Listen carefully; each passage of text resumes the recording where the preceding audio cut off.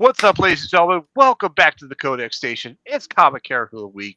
You know the deal. We're going to give you a character, give you all the must-read stories, the top covers, badass moments, and all the good and plenty. I'm your host tonight, Salad Slime Guy. Joining me down below is Dan the Kelly Art. Right next to him is the Ric Flair of comics. And of course, we have our master builder right there, the J-Dub. How you guys doing? Good. All right. Good. Yeah, happy to be on. Yes. And I got a giggling little 2-year-old in the other room laughing his butt off. That's all right. That's all good. That is all good. Yeah, I almost canceled you guys. I had my daughter's choir concert, and after getting home, I'm like, oh man, the Caps game is on. I'm gonna miss the Caps game too. Like shit. So I have the score up here, so I'm like watching that. So I'm like, it's because of that. I know the reasons. Me too. I'm watching it too. Yep. I'm watching. Yep. They look a lot better. Handsome Jets. They do, but this is exactly how the last game was too. 1-0 going into the third. Yeah, but we didn't look like absolute. Well, right. Doggy Oh Doo. my God! They had a wide open net and they missed it on that power play. Oh. Yeah. Ouch. All right, people. Let's do this. I go watch sports again. I just catch it up on ESPN. Yeah. My life is I haven't been. Paw Patrol and Yep. Spidey and his amazing friends. Of course, I haven't been able to keep up with the Orioles watching stuff as much this year as I have before, but I guess it's not as bad since they are terrible again this year. You won't have Justin Tucker to kick around this year. Yeah. So what's up, Adam? What's up, Adam? Yeah, I was waiting. I figured they were gonna keep Tucker on the roster until they had another kicker already. So they drafted two now. Did they get another one? I know they drafted. They got a free agent kicker too. That's on the. Will come to camp. I can't remember his name. Yeah, whoever it is, it's just going to be a camp leg. You don't draft a kicker unless you plan on him making the roster. That's very true. So yeah, they and then in the press release they said, it was a football decision. Like, yeah, it was. I mean, it made it easier since he's kind of sucked the past year and a half. But it was harassing massages. Thing, but I love all the memes now about like the Browns are going to sign him. They're going to much. Yeah, like they're gonna the Browns are gonna sign him to a 50-year contract. All this stuff. 50-year. You could be out there in a wheelchair. Yeah. 50-year max. Whatever. I mean, I was a Tucker fan, but he what's up, Richard? But yeah, Richard, how you doing, buddy? I believe in innocent until proven guilty, but I also have heard the reports on this that are it's something that everyone around Baltimore has known for a long time. It's just now come out like in the news. So, he had the creds to be a Hall of Fame player. I mean, I'm sure he still will be at some point, once it's in the memories, but somebody will pick him up. What I think what'll happen is it'll be like halfway through the season.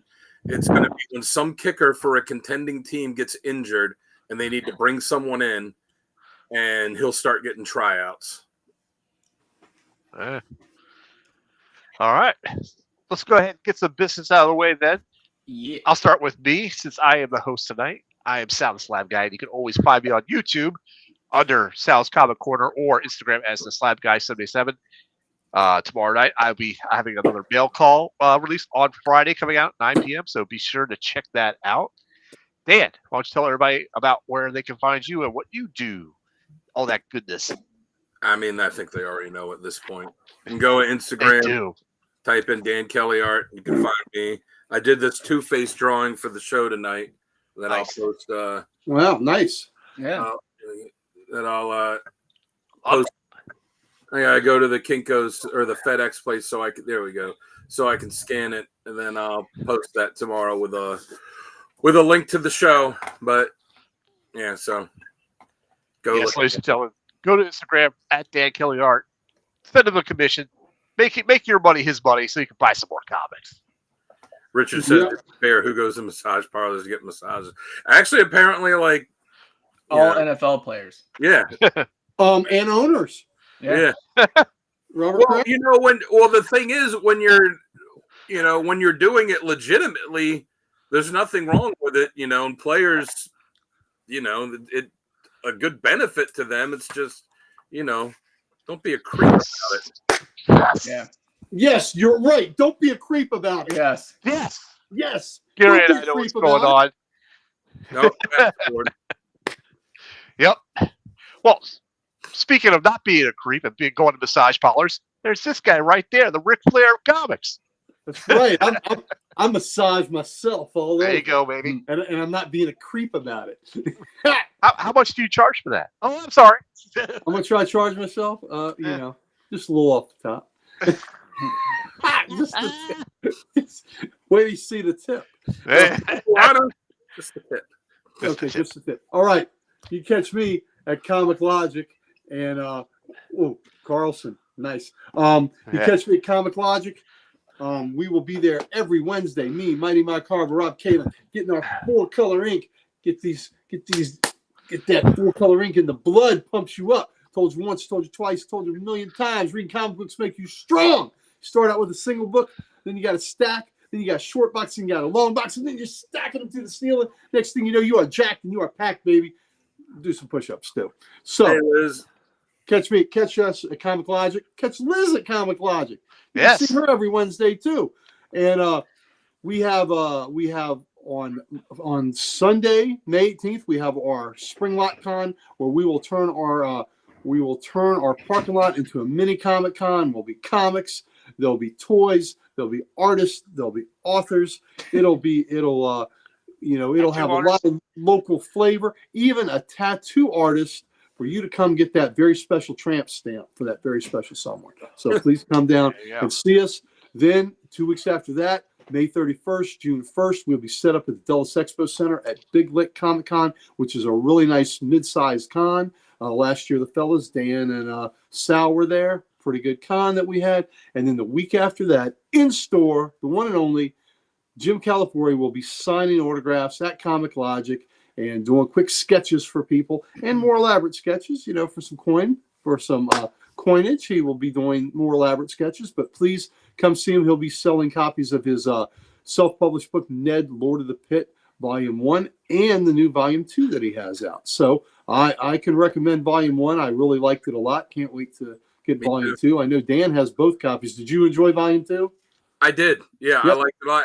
And I presume he's going to do a Volume 3 because the way 2 ends, it ends where the story would continue.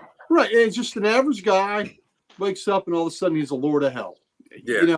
Hilarity ensues, right? So there you go. I mean, who hasn't? Who hasn't had days like that? So anyway, you said he's doing quick sketches. Does that include like remarks? maybe. So what I know, he had said that if we had blank covers and people want to buy the blank covers, he'll do quick free cover sketches on those. So we'll have to see when they get there. Oh, I got it. The remarks are generally pretty quick too. Yeah, you know what? I need to send you guys. I commissioned something for him. You've seen the Yeah, you got the Wildcat, right? Yeah, he sent me a picture. Yeah. I gotta figure out where my phone is.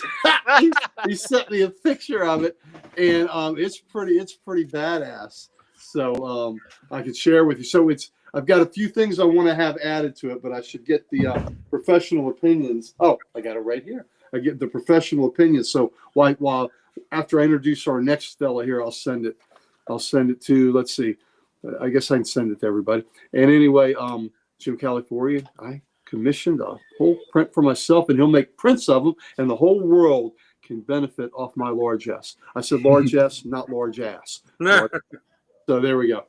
Speaking of largesse, the one that had the vision to create this very channel that we are broadcasting wall to wall, treetop tall, coast to coast, is J-Dub. He had a vision. He had a vision that he would give you comic goodness all throughout the week that would emanate from these four faces you see here today, with comic knowledge that wafts through the airwaves and gets into your skin and your soul and your psyche, and you will be able to spout comic knowledge that you learned here on the Codex station. And you couldn't have done that without the man that had the vision to build this establishment, the one, the only, J-Dub.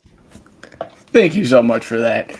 Yeah, you guys can find us over at thecodexstation.com. It's your one-stop shop for everything Codex. Get some merch with team. Let us know what you like and don't like, and find us on all the socials, every single one of them, because look at us. Look at these faces. You know we're positively, absolutely, 100% dripping with the socials. And we want nothing else than to give them to you, baby.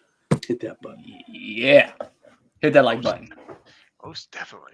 Hit that like button. Yep.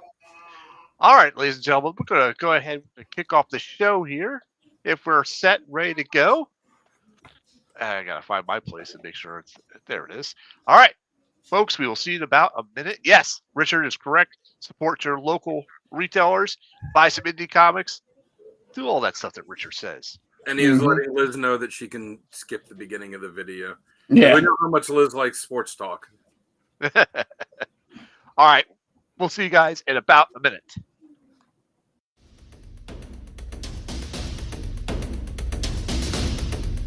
Heads or tails, Batman?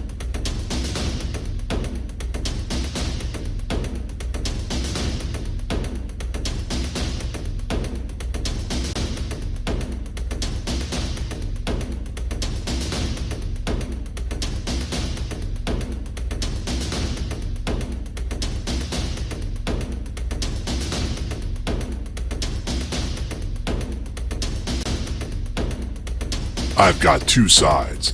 Lucky for you, only one of them wants you dead.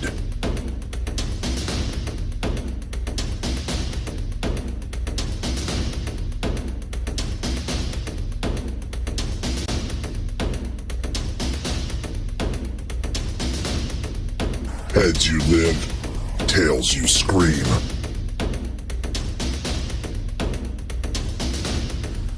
I used to believe in the system. Now I believe in chaos and the coin. There we go, ladies and gentlemen. There's our character of the night today on the Codex Station. We're diving deep into the duality, the tragedy, the absolute chaos of one of Batman's most iconic villains and complex foes. From Long Halloween to the courtroom side crusader to mob boss monster, it is Harvey Dent, Two-Face. Let's flip the coin and begin. Dan, why don't you go ahead and kick us off and give us the intro? All right. Well, Two-Face first appeared in Detective Comics issue 66 in 1942, created by, well, it said is created by Bob Kane, but the creators on the original book for it were Bill Finger and Jerry Robinson. So Yep. you know how Bob Kane liked to claim everything for his own. So I'm willing to guess that they had some Certainly. creation. So Harvey Dent was, and his origin has kind of changed a little bit over the years here and there, but it's essentially the same. Harvey Dent was a crusading Gotham district attorney who worked closely with Batman and James Gordon before Gordon got to be commissioner to clean up the organized crime in Gotham City until he had Boss Maroney on trial and had him on the stand, and Maroney threw acid in his face in court, permanently scarring half his face. And this drove him crazy and caused him to develop the personality of Two-Face. And as he doesn't really have any powers, he's an expert in criminal law, criminology, police procedures. He was trained in detective work by Batman, and he is skilled in martial arts where he was trained by Batman and the use of firearms by Deathstroke. And as it's comics and it's all of these characters are always in peak physical condition. All right, very good. Thank you, Dan. When he first appeared, he wasn't Harvey Dent. Did you know what his name was, Dan? Yeah, it was Harvey Kent, and they Harvey changed Kent. it because they didn't want people associating him and thinking he was part of, that he was like related to Superman. Yep. That's crazy. I didn't know that. That's awesome. Mhm. Yeah, Yep. they changed it after the first appearance. Yeah, he was fantastic in Batman the Animated Series. Yes. Yes, he was. indeed. Yeah. So the Yes, first 3 Golden Age appearances, he was Harvey Kent. All right, very good. So let's go ahead and jump to our first segment of the night. Is what scenarios works best for our character? Jamie, why don't you go first and tell us what you think works best for you? Yeah, so I think he works best when he is just tragedy at the core. Two-Face isn't just the gimmick villain, with a coin. He's a Greek tragedy in a suit. I like when writers actually tap into the inner conflict between Harvey Dent, the idealist, and Two-Face, the criminal. You just get gold out of the whole situation. Think Long Halloween or Dark Victory. He's a fallen hero, a good man who tried to fight the system and got swallowed up by it.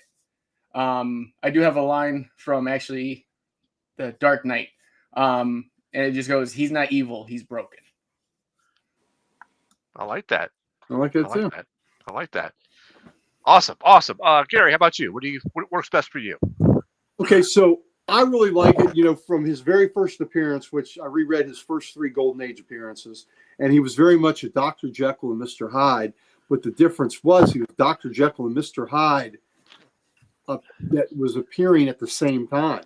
It wasn't one morphing into the other. He had the appearance of both at the same time. And I love that the coin was part of his mythos from the beginning. Yeah. That it was Moroni's coin. So, and that he would flip that coin to decide, if he would do good or if he'd be evil. He even saved in I think the second Golden Age appearance. He even saved Batman from an oncoming train while Batman was kind of groggy and passed out. He dove in front of the train and pulled Batman to the side because the coin had come up good. So, I love the dichotomy there. And I love that the coin aspect went back all the way to the beginning with him. And there was one of the pivotal instances, they flip the coin. Harvey's going to decide what he's going to do, and the coin stands on end, which was and so it left it open ended. What is he going to do? He'd let fate decide since the coin didn't.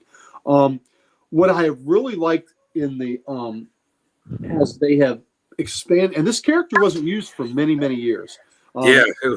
Long time. Yeah, for a long time he was not used until Neil Adams and Denny O'Neil dusted him off in the Bronze Age. He had been used for a long time.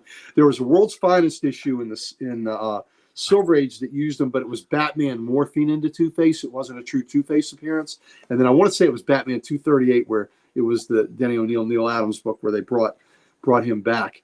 What I've liked though in the more iterations of the past 20 years is where they have gone back and they have given more backstory to Harvey Dent, and they've made it where he has had this dual personality all his life that he's been suppressing.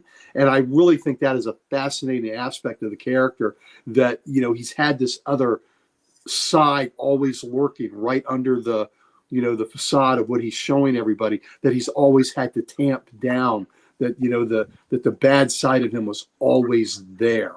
And I just love that aspect of it. And that when he was scarred to become Two-Face, it all came to the forefront. So I think he's at his best when he is this duality, and that he is flipping this coin to decide if he's going to, if he's going to do what's right or if he's going to do what's evil, and that the coin is the ultimate power on him. I love that psychosis about him. Yeah, you're right. You are right. You're absolutely right. I know, damn it. Yeah. So I will go next on this one. And I actually have to agree with both Jamie and Gary on this one. I like the dichotomy of it, and I like the fact that he's a Greek tragedy in the making. It's very much a depressing, but yet, tragic story. And I like that. And I like the dichotomy because I like the coin flip. I like how it decides everything. It's also going to be the thing I hate the most when I get to the stuff I don't like. But I do like it. He's left it all up to the, just pure chance. And that's just crazy to me. You can't just leave everything up to how does that go to the bathroom? Mm-hmm. Oh, nope, gotta hold it. Yeah. Anyhow, that's what I like best about him. Dan, how about you? Yeah, you're right. Everything with the coin, and where David there brought up Batman the Animated Series, there were a couple times in that where that's how Batman beat him. The one when he went to flip the coin and Batman threw all the coins and he lost his mind, and the one where Batman replaced it with a coin that always landed on its edge and wouldn't go either way. But I like, when he's unpredictable, and again, it's the flip of the coin. Could come up good, could come up bad. And we've seen it happen, both times. And, it's interesting because you never really know which way he's going. And we've seen it happen too, where he'll flip the coin and it comes up good and he'll be like, let's try it again. And he'll flip it, so he's beholden to the coin, but if he really, really wants it to come up one way, he'll flip the coin until he gets what he wants. Right. Right. And then I like, like how Gary said, how they kind of retconned it, that he, always had this kind of psychosis to him where he was trying to hold back this dark side of his personality, which probably ultimately really led to, just as much as the scarring led to him becoming Two-Face. Like the scarring was just what, gave him the excuse to let that side free, where if he kind of embraced it and had some, some help over the years, it might not have gotten as bad as it was. But, it's always good seeing him struggle between two sides of his personality, where it really, and the way some writers do it, where, some writers write it like it's Two-Face is just Two-Face and that's it. And then some of them write it where there's Harvey and there's Two-Face and they're two distinct personalities. Yep.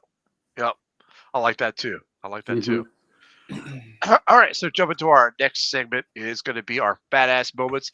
Uncle Gary, won't you kick us off for badass moments? Okay, so the first one, his style sense. How he dresses, how he puts together an apartment or a hideout. Come on, there's nothing badass than melding these two things together in one. So yeah, it's a little bit of a joke, but I think it's kind of funny. But then I'm going to use that as a badass moment. So y'all don't like it. I'm sorry. I just think it's great. All right. So in Dark Victory, Two-Face has got a gal who's the DA. Her name is Janice Porter. We're gonna have story time with this one. And Janice Porter is kind of his maul, Two-Face's maul. And the Joker gets a hold of him. Tell me who I can see her there. Anyway, the Joker gets a hold of her and is kind of using her as a hostage. And she says to Two-Face, "Tell them who I am to you." And the Joker says, "Have you been playing pat a cake with the new DA, Harv? When all this is done, were you planning to turn us over to her while you go off and live happily ever after?" And he says, "Shut up, Joker." She goes, "Not this time, Harv. I think I'll keep your little girlfriend around. Think of her as my get out of jail free card." And she says, "No, tell them, Harvey. Tell them that I love you and that you love bam, blam." Two-Face shoots her. Just shoots her. And the Joker goes, "Ew." and Two-Face says, "Harvey Dent is a married man, Porter. Don't forget that." Damn, that is cold-blooded. Shot, when she said Harvey, I guess if she'd said Two-Face, it wouldn't have been so bad. But when she invoked Harvey, that was it, man. Shot her. So, and the Joker, here's his hostage, and he's like, "Ooh." When the Joker doesn't see something coming, that's pretty good. When you get him totally flummoxed. And we talked about things with this character. Two-Face is so unpredictable, and that doesn't make him the most popular amongst the other Batman villains either. Yeah. They're not entirely sure what he's going to do. Right. They're not exactly sure which way he's going. And then the most badass one, and y'all probably have this, was in Batman 653. Harvey Dent has got a completely restored face. But, Two-Face is still talking to him.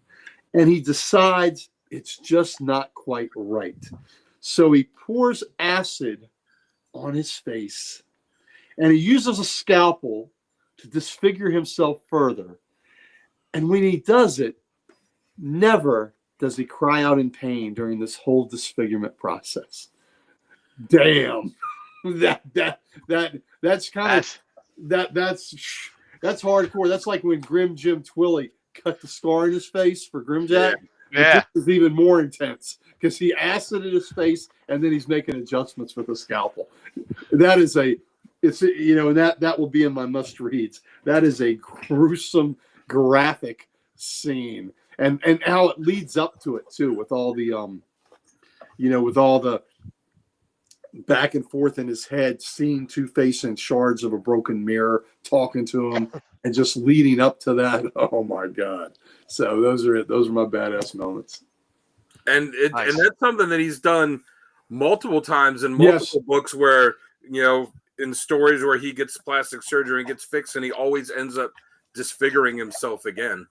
Which I think really plays more into it when you lean into the fact that he's always had that other personality in him. Yeah. So that it's that he's got to bring it out again, no matter how they fix him. Yeah, that's true. All right, Dan, how about you? Let's see your badass moments. One of them is sort of along the lines of that. It's from Batman Annual 14, which was a retelling of his origin, and he gets his face fixed in it, and at the end he realizes, hearing the voice, that he's not well. He's not going to be not going to be normal. So he, at the end of the book, cuts up his face and scars the left side of his face again, and turns himself back into Two-Face. It would be interesting at one point if they did these stories where he gets the plastic surgery and his face gets fixed, and instead of disfiguring the left side of his face, if something happened to the right side of his face and the left side stayed the same. I don't know, maybe that's trippy. Well, like maybe somebody could do something interesting like that. Like he could be like, wait a minute, this is right, but it's not right. Yeah. In the storyline Half a Life, Detective Montoya, he just sets about systematically destroying her life. Yeah. One thing after another. And the way he does it and the precision that he does it with is just, it's dedication. It's, and he does it because he thinks that she belongs with him from some stuff where she was nice to him before. But it shows the crazy, but it also shows that he's not just some dumb thug, that he is intelligent. Yeah. Well, he's right. He's like a lawyer laying out his case. Yeah. Yeah. And then the last one I got is from Batman Black and White #1. It's just a short 8-page story in there that's written and drawn by Paul Dini, and in it Harvey gets cured, plastic surgeon fixes his face, psychologist cure him, he falls in love with her, they're going to get married, and then her twin sister, who's kind of cuckoo for Cocoa Puffs in her own way, shows up and kind of gets involved with him, and he has an affair with her. Then he says, you know what? No, I can't do this. He breaks it off. So she kills her twin sister so she can be with Harvey. And then when Harvey finds out, he again scars himself back up so he can be Two-Face. And then even though she accepts him as Two-Face, he still kills her because because of what she did. Jeez. It is a lot of story for 8 pages. Yeah. Yeah. It is. That sounds like it. Yep. All right. Cool. Good stuff there. I almost had that Montoya one in my badass moments. I had it as a reserve just in case anybody took the ones I was going to do. Jamie, you want to go next? One too, yeah. Yeah, I'll go. All right, go ahead. I got Two-Face versus Joker in Gotham Central 15. So Joker pulls one of his classic terrorist stunts. Gotham is panicking, the GCPD is scrambling, and everyone's losing their minds. But who shows up completely unbothered? Two-Face. He walks into the station, and he just walks in, demands to see, Detective Ray Montoya. Why? Because the Joker's screwing with his city, and he's not having it. Two-Face doesn't fight the Joker with gadgets or theatrics. He plays the long game using information, leverage, and old school intimidation. It's this moment that quietly reminds you that he's not just a madman. He's brilliant. He's one of Gotham's top prosecutors. He knows how to win a war before the first shot's fired. I like that. Yeah, that's a good one. Was that Gotham Knights number 10? Gotham Central 15. Gotham Central 15. Sorry. Okay.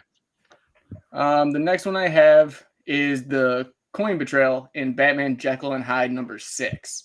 Now this one's twisted. The story dives deep into Harvey's psyche, more psychological horror than capes and cowl. At the climax of this, Batman gets through to Harvey. Dent actually starts to resist Two-Face, choosing not to commit a murder. Then he flips his coin. It lands on innocent, but then Harvey looks down and flips the coin again. And the line that he says after he flips it the first time is, "No, that can't be right." He chooses violence, and to me, that's the most terrifying moment when you realize Harvey's not a slave to the coin anymore. He's just using it as a crutch. It's the illusion of fairness that is shattered, and that's even scarier that it's by random choice. It's a man justifying his own evil at that point. Very good. Yeah, like I said, because sometimes he'll flip the coin and not like how it comes up and be like, let's go bet 2 out of 3. Yeah. Hold on. Let's try this again. Now, do you live or do you die? The last one I got is I Am the Law in Batman Streets of Gotham 14. This is the one you were talking about. This one flies under the radar to me. But if you want Harvey at that full warlord status, then this is the book. In the Streets of Gotham, Two-Face takes over a courtroom, not just symbolically. He literally just walks in during a trial, guns drawn, and declares himself judge, jury, and executioner, and means it. He puts Gotham's corrupt elite on trial in his own way. The court becomes his own twisted version of justice, complete with his own henchmen acting as bailiffs. The court becomes his twisted version of justice, complete with his own. But here's the kicker of the whole thing: he doesn't kill indiscriminately. He actually hears out the cases, and he sometimes lets people actually live. Is Harvey Dent as the Black Mirror of Batman's moral crusade? It's brutal, it's organized, and for one terrifying issue, it all makes sense. That's when Two-Face is at his most dangerous, when he's unpredictable, but when he's just rational enough. And I do have a line from that, which I love. Yeah. The system failed, so I became the system. Ooh, There you go. that's awesome. That's a good line. All right, so for my 3 badass moments, I'm going to go with this one from Gotham Knights number 10, because I like this one.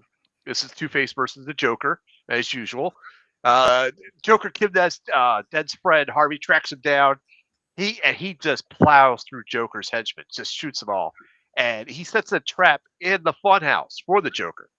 And then as he captures Joker, he flips the coin to see if he's going to kill him or let him live. And it lands on mercy. And he lets Joker live. And, Joker's like, I guess thanking him. And he's like, don't thank me. Thank the coin. And then just leaves. So that's pretty cool. What was the other one I got here? This was, I believe in Harvey Dent. This is Long Halloween. He's after months of fighting the mob as a district attorney, he finally snaps. He frees Calendar Man, Solomon Grundy, Arkham inmates, and leads a coordinated assault on Falcone's men, executing the Carmine Falcone. I'm sorry, executing Carmine Falcone himself. Falcone himself. He turns to Batman and he goes, "You thought I was weak, that I couldn't make the tough choices?" That's just pretty badass right there. Turn to Batman and say that shit. Mm-hmm. How dare you mispronounce Italian mobster names? I know. they're gonna ban you from the meatball sub place. They may, but I doubt it because I spent a lot I got of a money funny there. story after you're done with that. All right, very good. So let's see. My last one is guilty or not guilty. This is from Joker's Asylum. Um, Harvey kidnaps a mob bride and her father, and they hold a mock trial. And he flips a coin to decide their fate. And when the coin comes up guilty, he burns the woman's face with acid to match his own, declaring justice is served. And he goes, "This is mercy. This is fairness. This is justice." I mean, that's just brutally cold right there.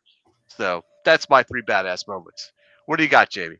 Okay, so the whole Falcone thing. Yeah.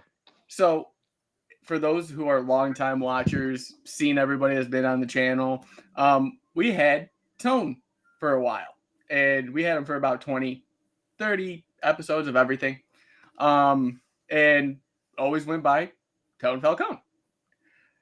Yeah. After about 30 episodes, he decides to tell us that I've been pronouncing his last name wrong the entire time. And I'm like, dude, I just got it off like Batman, like Falcone. And he goes, yeah, that's not the right way you pronounce it. It's Falcon. I'm like, so this whole time you let me basically call you a Batman villain, and you're just Star Trek. Like, you're Star Trek. That's funny.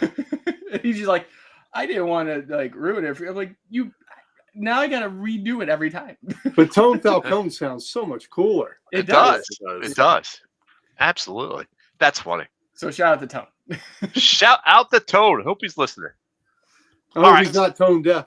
Yeah, he's not. He's what is he? He's the sci-fi swordsman, the stage gamer. Yeah. Ooh. Yes, he is. I'll just say I had my bonus one. I don't remember what issue it was from. It was from the No Man's Land storyline when Harvey had kind of taken this one section of town under his wing, and when Montoya shows up, she tries, pull her gun on him. They're like, no, he's helping us, and you see him helping everyone, but as he's still flipping the coin every time, but now it's always coming up the good side. So he's like, all right, good. So I can go help this kid. I can save this kid from this, building collapse, this and that. There's one scene where he flips it and they're going down to save this kid. And he's like, where's the coin? Montoya's like, what? He's like, I have to shine the light. I have to see the coin. So she shines it on it and he sees that it's the good side up. He goes, okay. And then he is risking his life to save this other kid. So this kid. So, he will do good if the coin says so. Yeah. It would be interesting to see, if they had a writer working on Two-Face, because obviously the writer is going to have the coin come up whichever they want for the way for the story.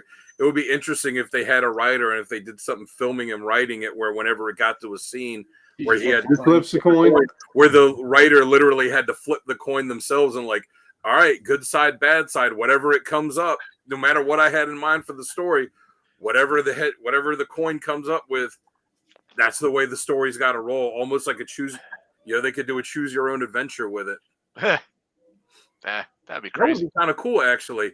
It gets to where he flips the coin, like, all right, if you think it should come up bad side, go to this page. Good side, go to this page. Yeah. There was those books. There was a cool scene in The Dark Knight too, where Two-Face is in the car with, I guess it was Eric Roberts. Was that Maroni in it? Yeah. And he flips the coin and Maroni's gonna live. And he says, I guess I lucked out. And he flips it again. It comes up bad, and he buckles the seatbelt and said, but he didn't. And he shoots the driver, and they have a horrific wreck, and Maroni's not belted in. Yeah. So, but you did, but he didn't. I mean, I like how he buckled up. Yeah, just like Nick.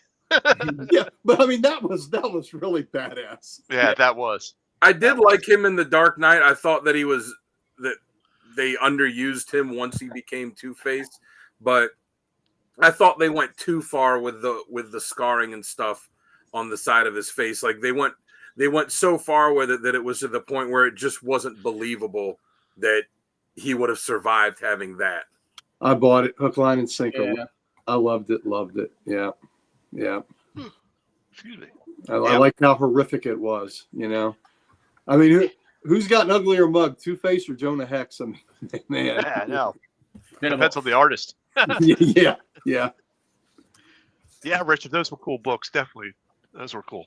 All right, so let's go ahead and jump to our next segment, which is now critiques of this character, what we don't like.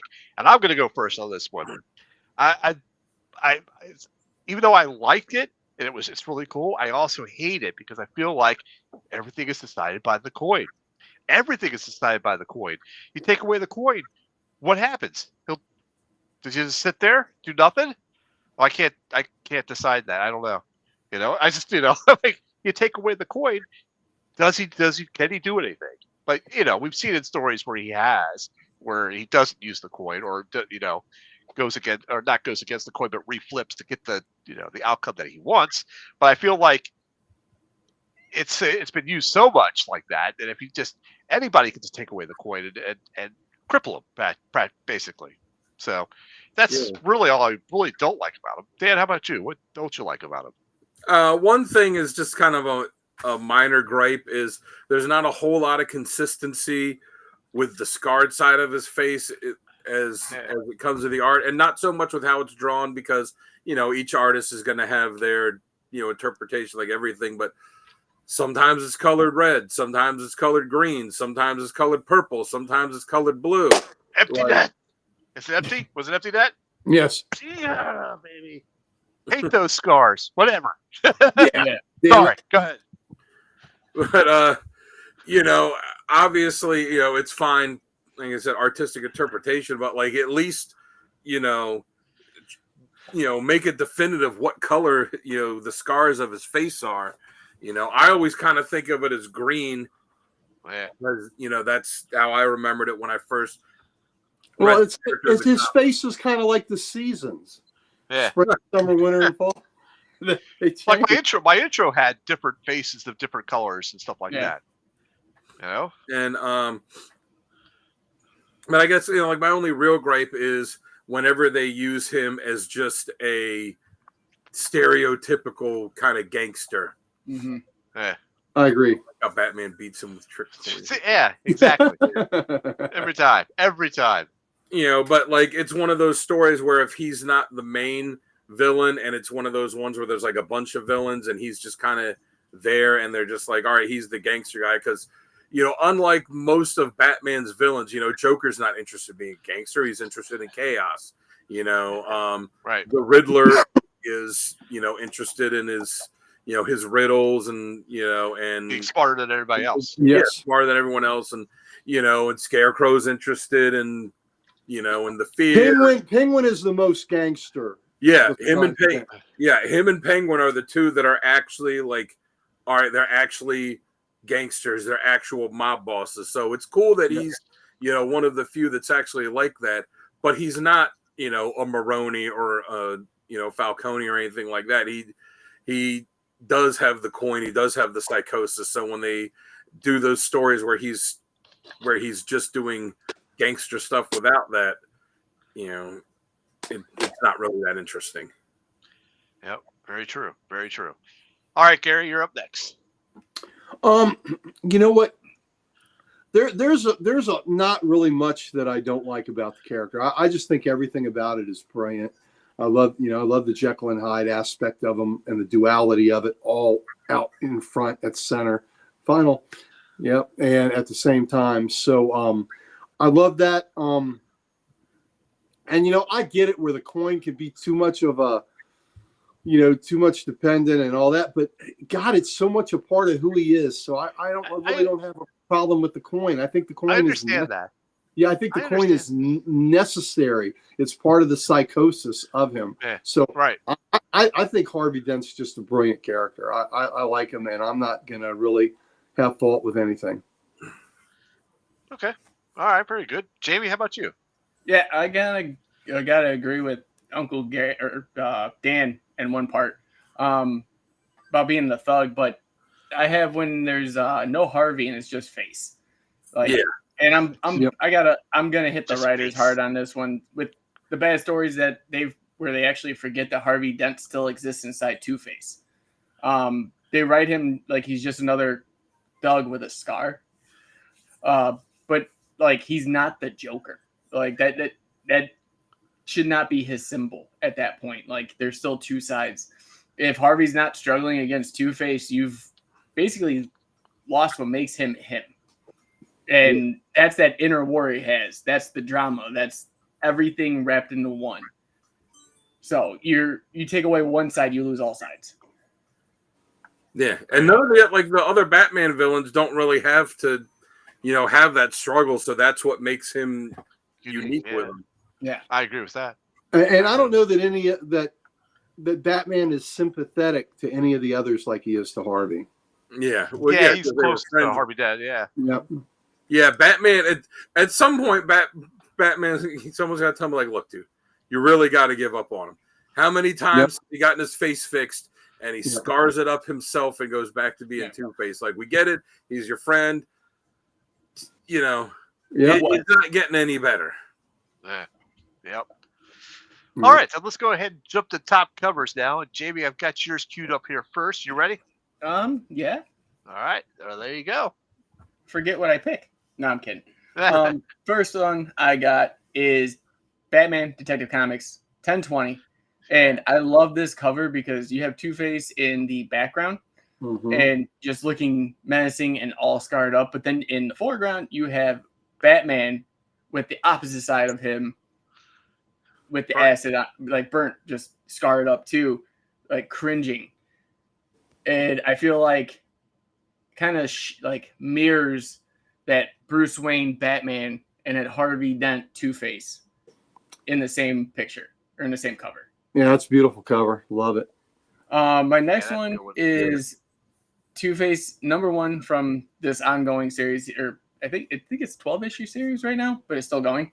And it's Two-Face in the background, but he's holding up like a weight scale of him as Harvey and him as Two-Face, and almost like it's weighing out the option of which one, is better.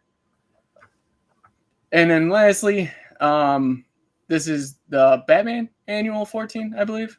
Yes. And I always forget because it never says annual. Oh, there it is. Never mind. Yeah, I was looking at it that does. part. Yeah, I was like, where is the annual part? Because usually it's underneath. But yeah, no, I love this cover. It's just Two-Face with the coin flip. And like we were talking about earlier, like just if you look at all these covers, all the face colors are different from the scarring. Yeah. And that's Neil Adams' cover. Yes. And Liz, I don't think he's sympathetic to Selena. He loves Selena. So, I mean, I think that's the difference. I don't think he has sympathy for her. I think he, maybe empathy, maybe the steaming undies for her, but I don't think he's, I don't think yeah. Well, also you have to remember how the characters were created too. Catwoman was created to be, kind of a Batman's girlfriend on the wrong side of the law type of right. thing. So she wasn't created to be this super bad villain like Two-Face and all the others were. Right. I think more than sympathy for Selena, a lot of time he has disappointment. Yeah. Yeah.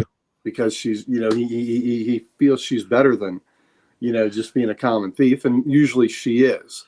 Yep. So, yeah, but I don't think You're not wrong, Richard. Yeah. Yeah, that's true. I think anybody that has read Batman long enough knows that Batman is who he is. Bruce Wayne is the mask. Yeah, Bruce Wayne's just another mask for him. And real fast, Sal, I just want to let you know that I love what you did with the graphics, especially splitting the lettering into two different colors. Wait till you see the stories. Yeah, and the coins in the corners. I like that. Yep. Thank you. Hey, sorry, go ahead. Good. No, you go ahead. Go. I was going to say, I like the middle cover because that's like the scale of justice. It is. And you can see it's like trying to weigh out That's side. what I was trying to say, but I can't. Yep. I was like, it's a scale. It's a scale. Yeah, and he's blindfolded. Like he's Yeah, I was supposed to be waiting for you blind. to get there. I was waiting for you to get there. I didn't want to jump the gun. I was actually saying it, but I didn't realize I was on mute because I was sneezing. So Yeah, no, I was like, it's a scale. it's a scale. It is. Mhm. Yep. All right, very good. Uncle Gary, I got you queued up next year. All right, there we go. The one on the far left is that is Tom Mandrake, and that is let's see, that is Batman 397. I like that because it's got the close up of his face, and he subscribes to the green version of Two-Face coloration, and I love that the coin is actually Batman's face with the X out on it. So I dig that, and the one in the middle is Batman 346, Rich Buckler, Dick Giordano. I love the fact that he's got his hideout. He's got half of it plush and half of it a dump. So I like that. And Batman, you're mad, Two-Face. This is carrying your split personality too far. And he's got two different sets of hoodlums coming at him. So there you go. Yep. I just think that's a great Two-Face duality cover. And then the one on the right, I know somebody said they didn't like his hair. Maybe not. I dig that cover. That is just gangster right there. It is. That is Two-Face as a gangster, flipping his coin. I love, again, badass mode. That is a badass outfit he has on the right, and that is that is Batman Two-Face 1. I think it's Crime and Punishment was a subtitle of it, and that's Brian Stelfreeze did that cover, and that is just I just really, really dig that cover. So yeah, that's awesome. That is awesome. All right, Dan, I got yours up next. There you go. Yeah, well, it's some that we've already seen. So all the way on the right, it's the one Gary just talked about. That, I mean, that's a great gangster-looking Two-Face there. Like how he's actually flipping the coin. The middle one, that's one. That was one of the first Batman books I ever got when I was a kid, or one of the first ones I remember getting. And that cover is just so striking. Yeah. Where it's just the close up of his face, and he's flicking the coin there, and you see the good side and the bad side. Yeah. So does he actually sew two ties together to get that? Yeah, I think. I mean, when you want to look savvy like that.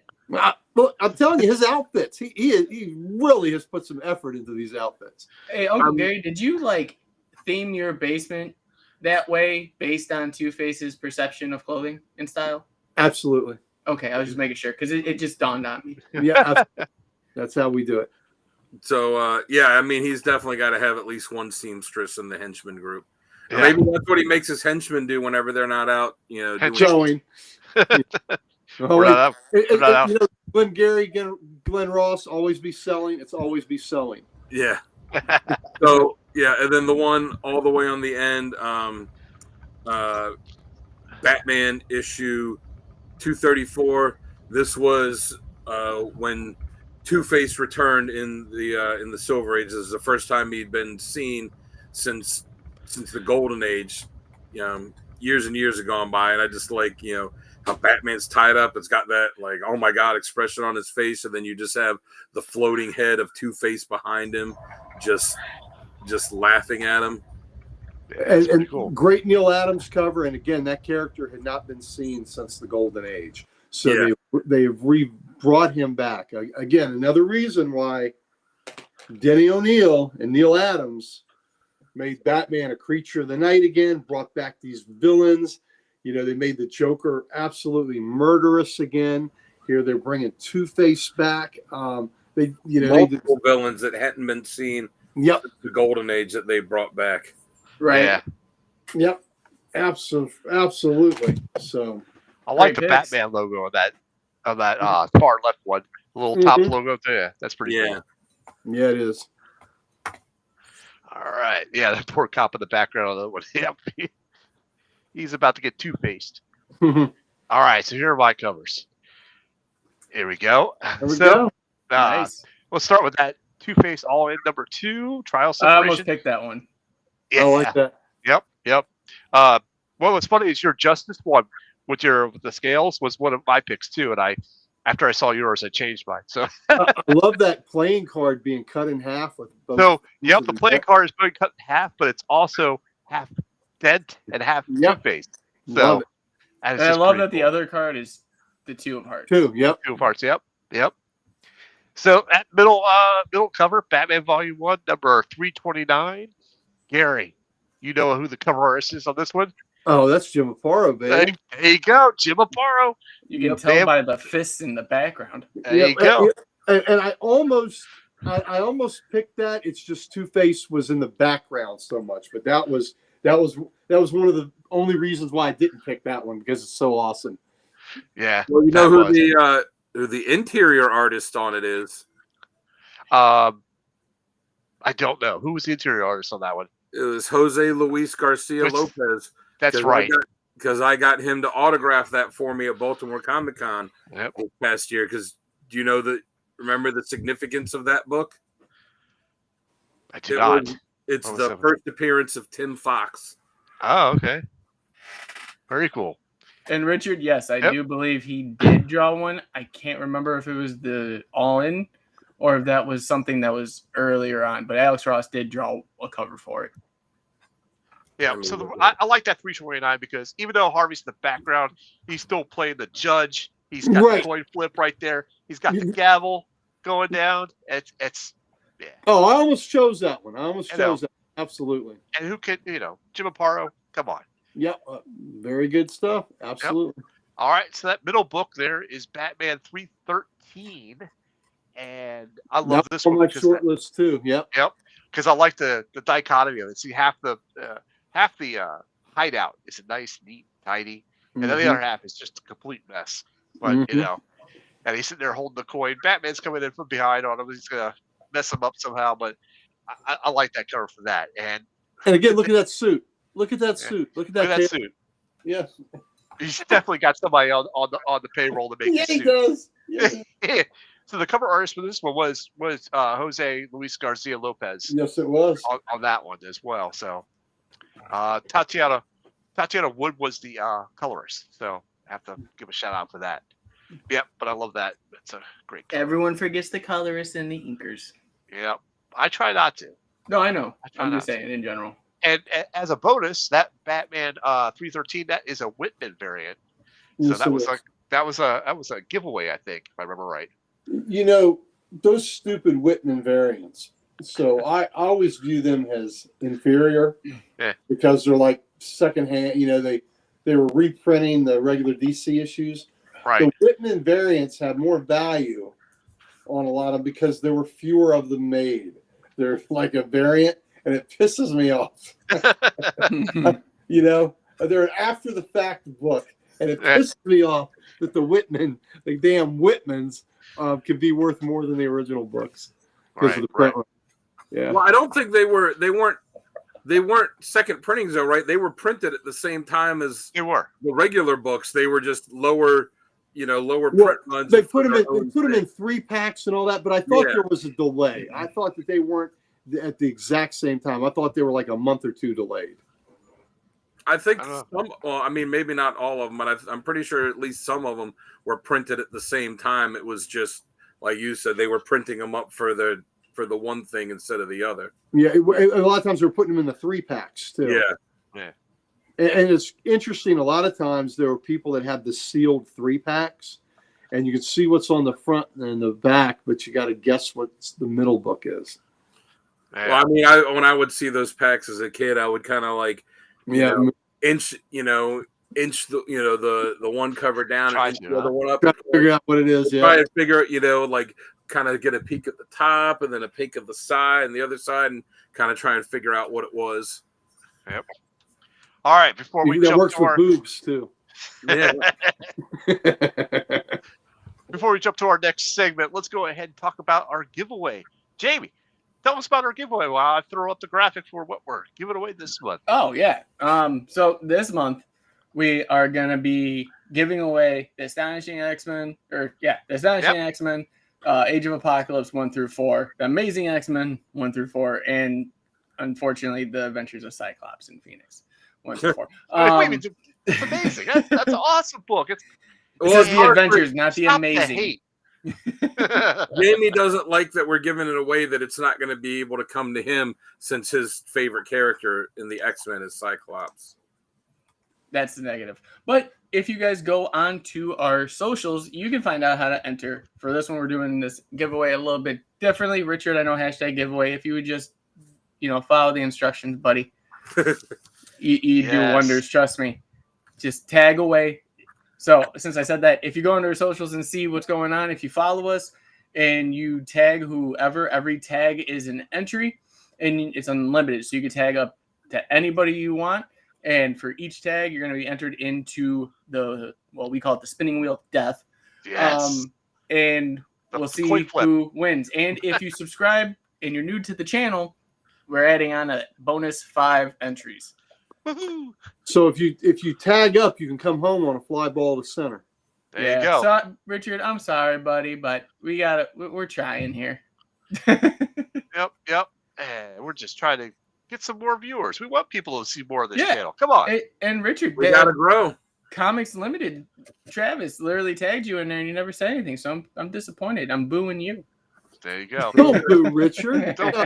No. I'm like boo hoo. Like I'm No. crying. Yeah. All right, Liz, Please, thank you. Richard. All right, very good.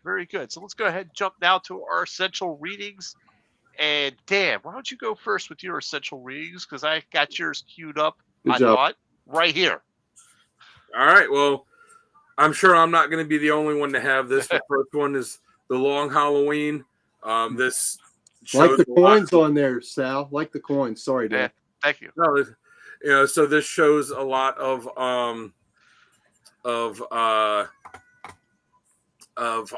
Harvey before he becomes Two-Face, and then it shows him becoming Two-Face, and it shows the effect that it had, not just on Batman and Gordon, but on his wife. And I mean, you've heard us talk about The Long Halloween on the shows for Batman and mentioned it before. It's just, I mean, it's one of the best Batman stories there is. So Yep.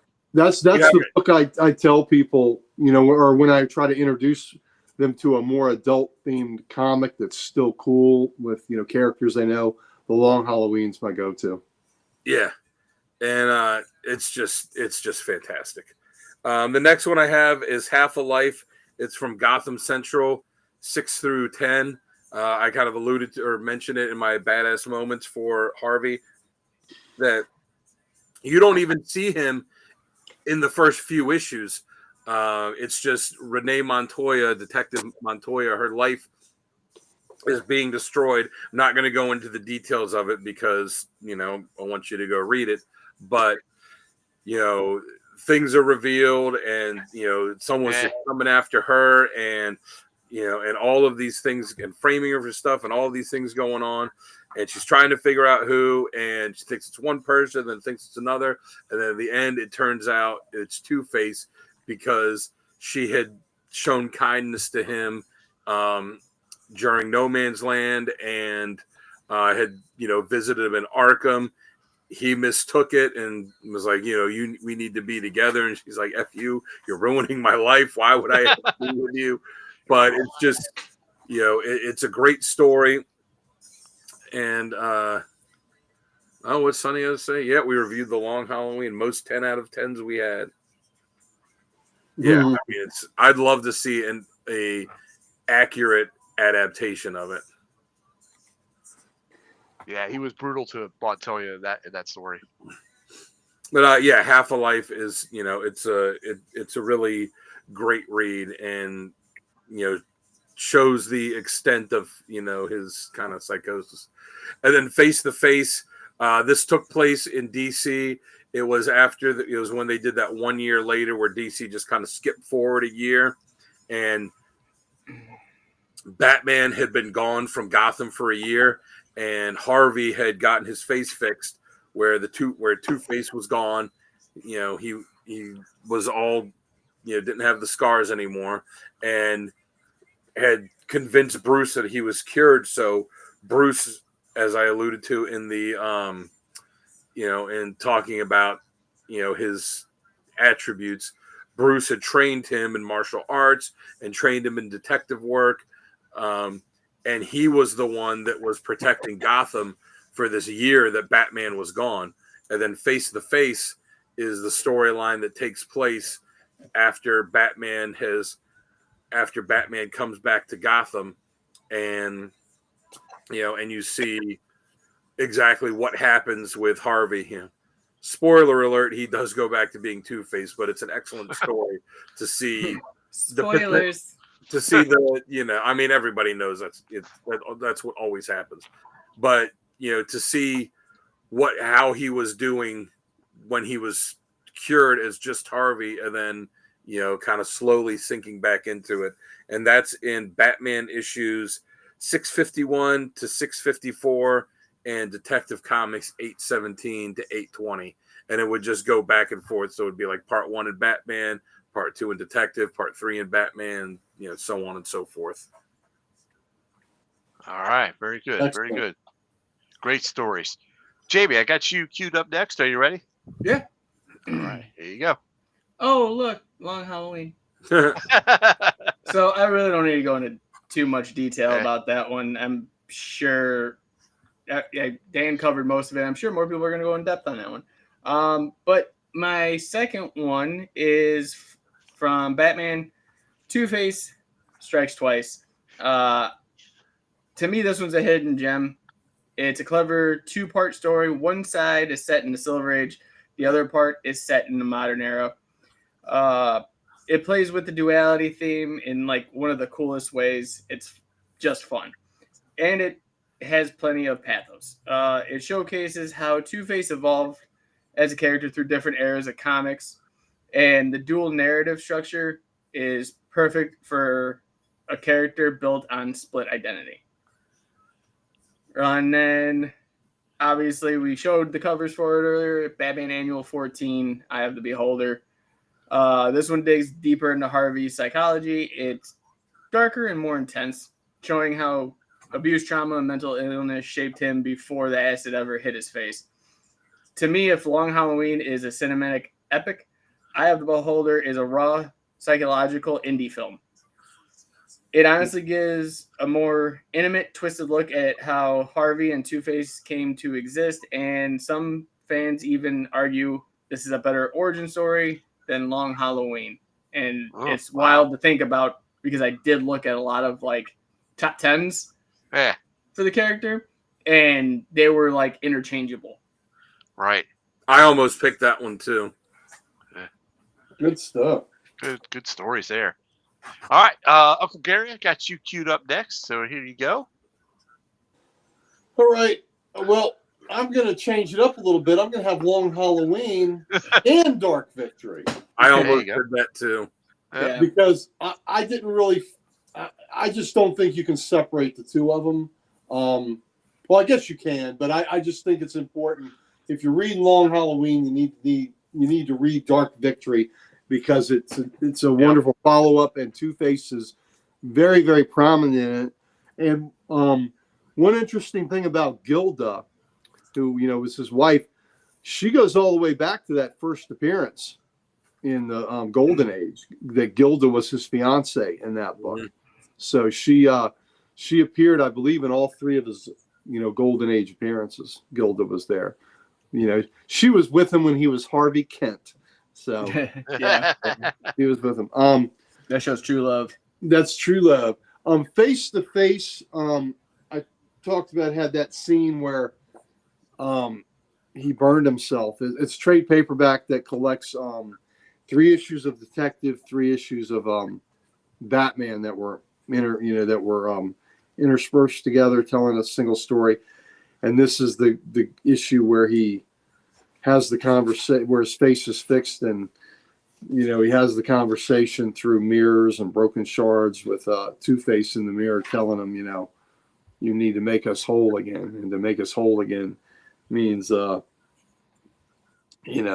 scoring himself with the acid and with the scalpel. And that is just, man, wow. And when he finishes it, he says, "Oh, 2 heads are better than 1." It's just so messed up. All right. My last one is, I tell you what, one of my very favorite Batman series that I've ever read was Batman and Robin, Volume 2. And I guess it was like 30 issues. And Damian was deceased for a time. And for about 5 issues. It was Batman and Two-Face. It wasn't Batman and Robin. It was Batman and Two-Face. Is that when they did the Batman and then like insert character here Yes, for New yes. 52? Yes, because Yeah, I love that. Yeah, one was Wonder Woman, one was Shazam. Yeah, this is the one I told you about that I read in a day. I read the whole series. Yeah, so good. And there were about 5 issues that were that dealt with Harvey Dent and about who supplied the acid, that had him scarred. And it's The Big Burn is the trade paperback or the hardback of Batman and Robin Volume 2. I believe it's trade paperback or hardback number 5. But it collects issues 24 through 28 in the Batman and Robin Annual number 2. So it's really great story. And the written by Tomasi. And Face to Face was written by Robinson, who is a fantastic writer. But Peter Tomasi wrote The Big Burn, and Mankey and Gleason are the artists, and the art is just spectacular, as it was throughout that whole run that Jamie binged and read in one day.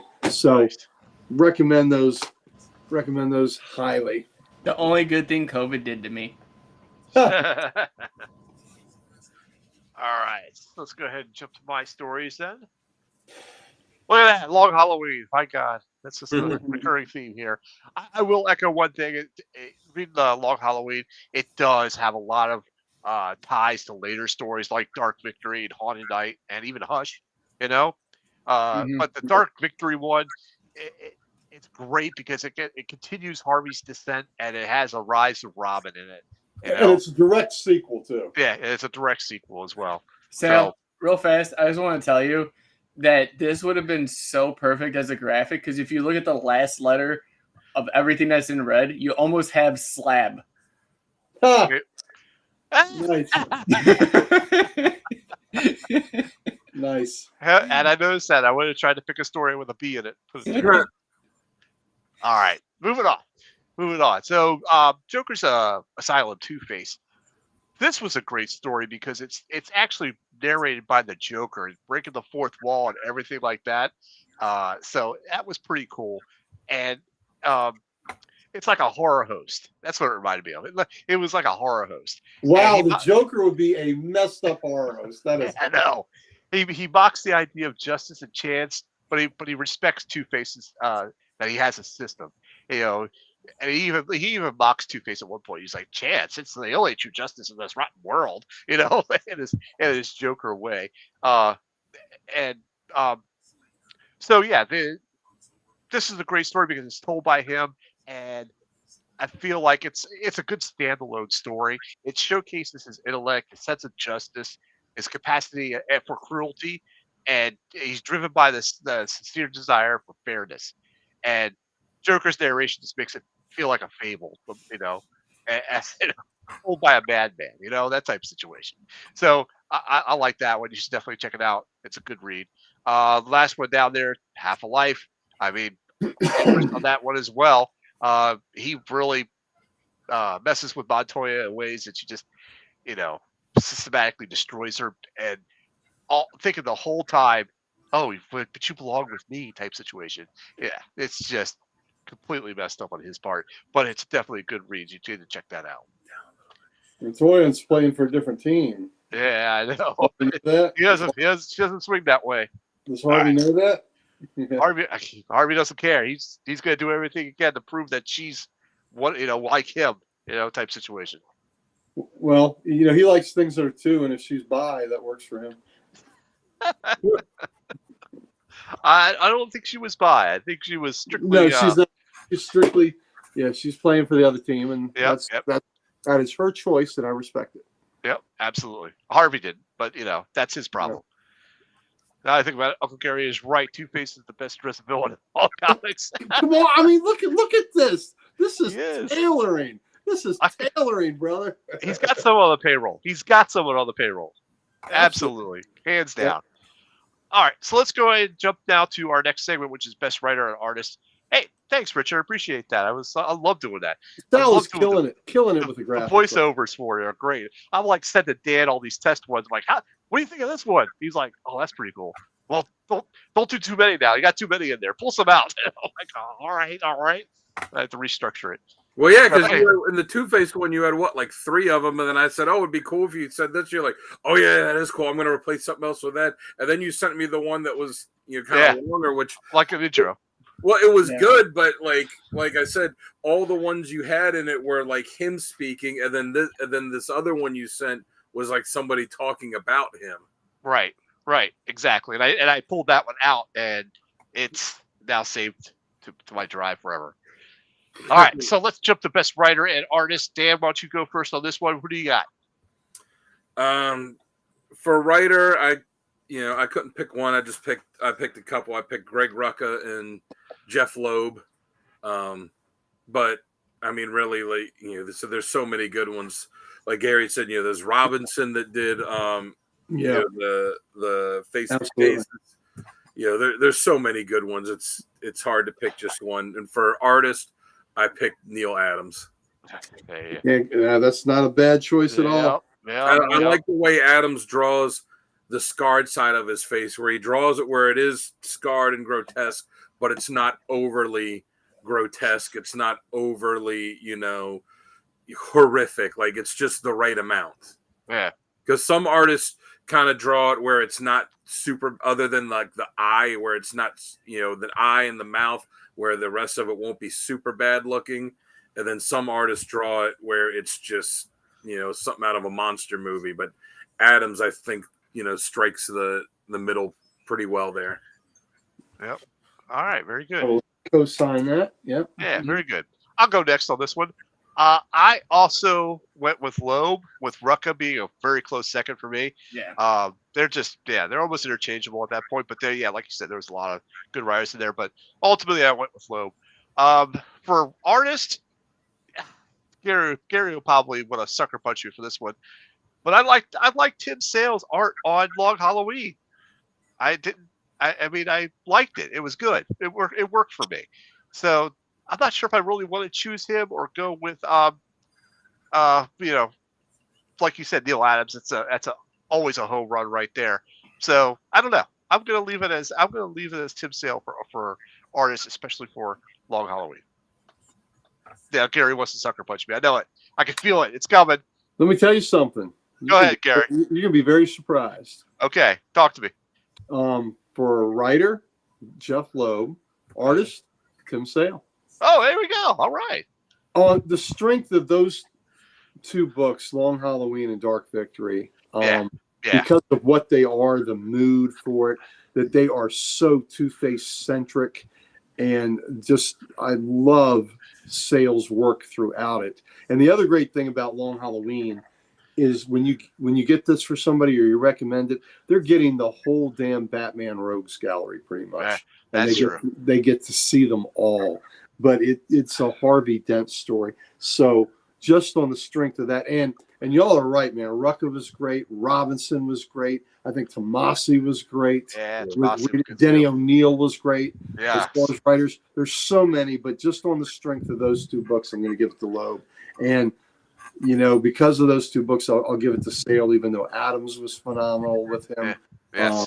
I thought you didn't like Tim Sale, though. I thought you didn't I like love Tim Sale. Oh, I'm sorry. I thought you didn't like him. He's gonna sucker punch you for getting your facts wrong. Matter of fact, Batman Long Halloween. Yeah. Oh, there you go. The late great Tim Sale has signed this. Who was it that you don't like the artwork for? It was Jeff Lemire. Yeah. Yeah. How did I get those 2 confused? And when Or Sean Murphy. I like Murphy. You know what? It's stylized. I like Murphy, but I love Tim Sale. Yeah. And when I got Loeb to sign this last year, he drew a little heart with it because of Sale, and he told me an interesting story about this book. This is the first collected edition of it. It's sold out in one day. He says, you have the book that's sold out in one day, and I petitioned DC that you're going to need more copies, and it's sold out in one day. So the initial print run, this was it, gone immediately. And, and then now, Liz, if you're still with us, Long Halloween, Dark Victory, and then there was a follow-up. So I've got them both on this book, too. There was a follow-up, Catwoman When in Rome.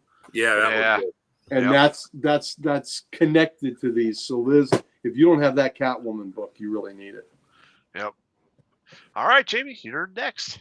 All right. Well, no surprise, I went with Tim Sale for artist. Good choice. But surprise, I took Tomasi for my writer. There's nothing wrong with that.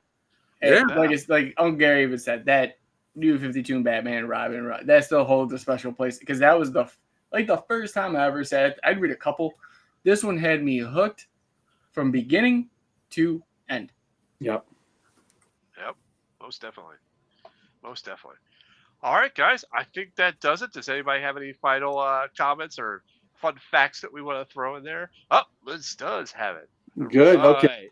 right. I figured she probably did. I was gonna say Liz probably has that. If it's Catwoman, and look, Liz, when she was a little girl, her dad had a copy of Batman 1, which had the first appearance of Catwoman, and she got to read it, play with it, mangle it, and ultimately it disappeared. So that's a real live Batman #1. Wow, that's incredible. That's Mhm. incredible. All right, then, folks, we can go ahead and wrap this one up. Thank you very much, guys. You guys got some great stories, some great badass moments, and of course, top covers. Amazing stuff. Thank you, Richard. Thank you, It was a great show. Thanks to these three Great guys right here. They're awesome show. Awesome show, guys. So, once again, I'm your host, Sound Slab Guy. When I'm not here on Codex, find me on YouTube under Sal's Comic Corner or Instagram's a Slab Guy 77. You can always find this guy, Dan the Kelly Art, at Dan Kelly Art on Instagram. You can find this guy over here at Comic Logic. He's the Ric Flair of comics, ladies and gentlemen. Woo! Comic Logic, come see us, Northern Virginia. And they've got tons of things going on, so go over there and check them out. Check us And out. of Check course- us out on Facebook. You can see our events. Yep. Yep. And of course, we've got J Dub right there. Right Thank you. there. Talking about the CodexStation.com. Comic character of the day. Oh, you want to do comic? Oh, that's the wrong one. This is the CodexStation.com. Sorry. Well, also go check out Comic Character Today. That's That's how right. all of us met, and is run by our good friend Archduke Kevy. Now being Yes. run by Dan Kelly. Created by Archduke, now run by Dan the Man Kelly. Yeah, the random panel I put up yesterday only got 1 like. I was disappointed in that. I thought I'd get a couple more. Which one was it? What panel was it?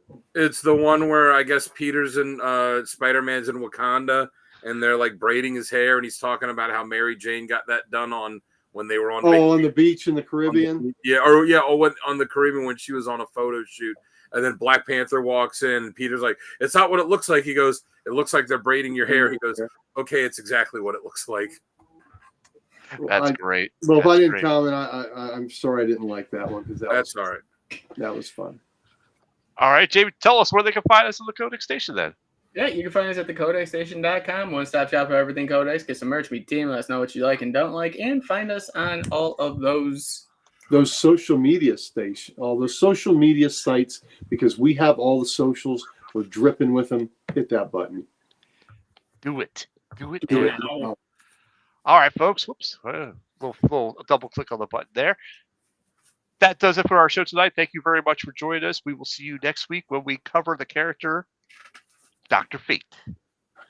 Also, join us Saturday for Comics Unleashed so you can see our pools and some back issues. Yeah. All right. Do it. Do it. Take care.